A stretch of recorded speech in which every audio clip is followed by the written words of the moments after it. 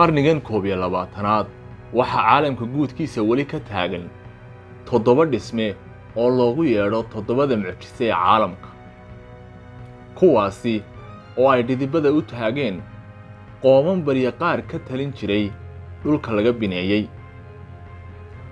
kuwaasi oo u badnaa boqortooyooyin awood badnaa oo kharash iyo xoog ku bixiyay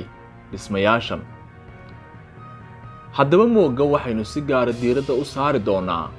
dhismaha loo garan og yahay dayrka weyn ee China kaasi oo ka mid ah 7da dhisme ee mucjisooyinka loo yaqaano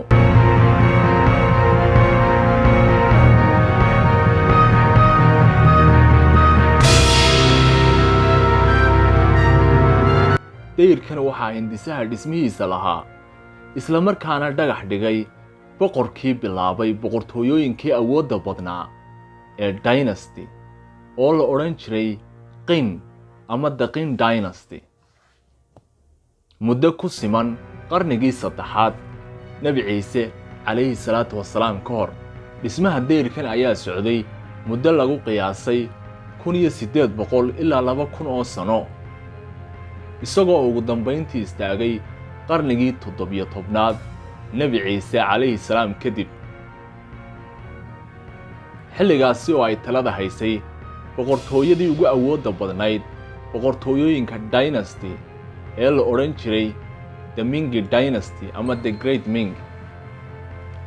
dayrkan ayaa babac ahaan daadsan dhul dhan 22,196 kiiloomitir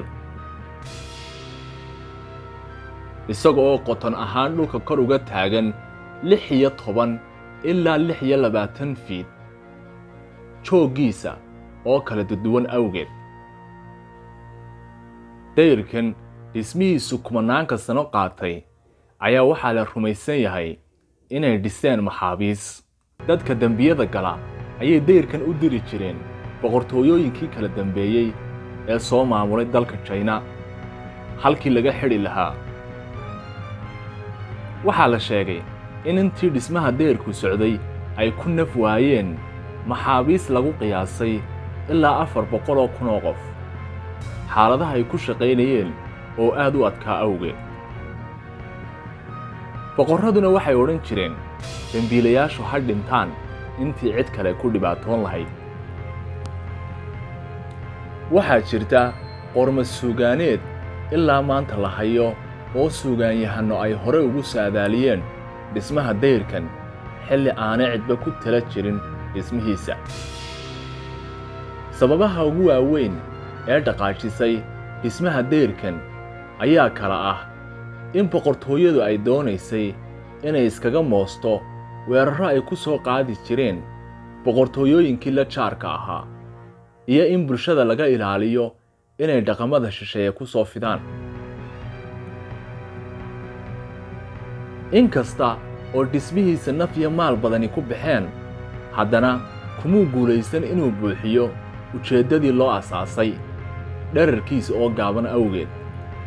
boqorkii hoggaamin jiray boqortooyadii awoodda badnayd ee Mongolia ama Tataarka Genghis Khan ayaa la sheegaa inuu gidaarkan si fudud uga tallaabay isla markaana uu dushiisa ciidamadiisa dejistay xilligii uu China weeraray 1215 guryaha dayrkan ka dul dhisan ayaa ahaan jiray macbadda lagu cibaadaysto halka qaarkoodna ay degi jireen dadka sharafta ku dhex lahaa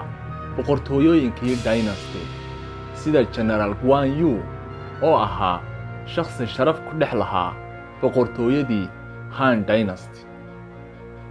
China dan kama lahayn mana ogeyn qiimaha taariikheed iyo dalxiis